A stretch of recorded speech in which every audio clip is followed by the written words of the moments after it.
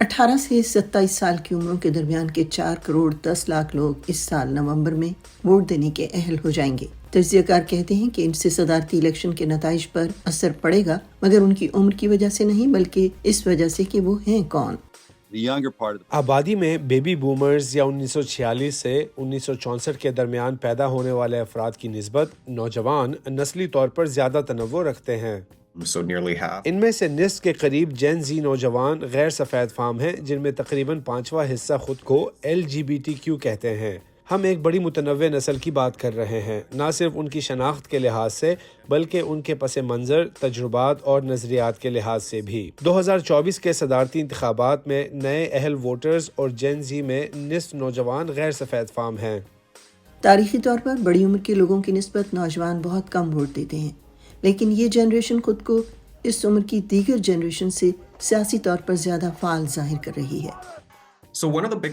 حال ہی میں ہونے والے انتخابات میں سب سے بڑی خبروں میں سے ایک یہ بھی ہے کہ نوجوانوں کے ووٹ دینے کی تعداد میں واقعی اضافہ ہوا ہے۔ ہمارا اندازہ ہے کہ 2016 میں ان میں سے 39% نے اور 2020 میں 50% نے ووٹ ڈالا۔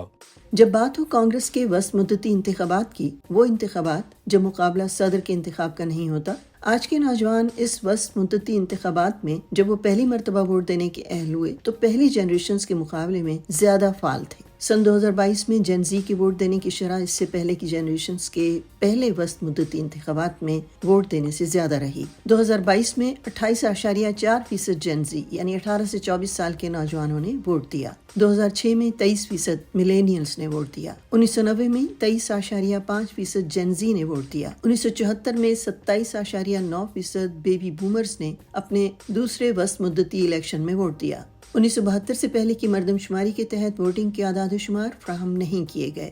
2018 میں نوجوان ووٹروں میں سے 28% اہل ووٹروں نے ووٹ دیا۔ یہ 2014 کے وسط مدتی انتخابات میں ووٹوں کی تعداد کے 2 گنا سے زیادہ تھا، جس میں 18 سے 29 برس کے 13% لوگوں نے ووٹ دیا تھا، جبکہ 2022 میں ووٹ دینے والوں کی شرح 23% رہی تھی۔ میڈینا کہتے ہیں کہ نوجوان ووٹروں کو ان ایشوز سے تحریک ملتی ہے جو انہیں براہ راست متاثر کرتے ہیں، جیسا کہ اسکولوں میں شوٹنگ اور معیشت۔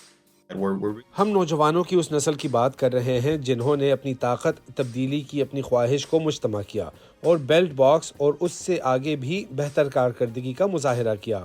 2022 میں مجموعی طور پر نوجوانوں نے ریپبلکنز کے مقابلے میں ڈیموکریٹس کو زیادہ مرتبہ ووٹ دیا، لیکن نوجوان مردوں کے مقابلے میں نوجوان خواتین نے ڈیموکریٹس کو زیادہ تعداد میں ووٹ دیے۔ 2022 میں ڈیموکریٹک امیدواروں کو ووٹ دینے والے نوجوانوں کی شرح 71% نوجوان خواتین، 53% نوجوان مرد۔ اگر کاملا ہیرس انہیں ووٹ دینے کے لیے نکالنے میں کامیاب ہو جاتی ہیں تو وہ جو بائیڈن کے مقابلے میں انہیں زیادہ زور و شور سے ووٹ دیں گے۔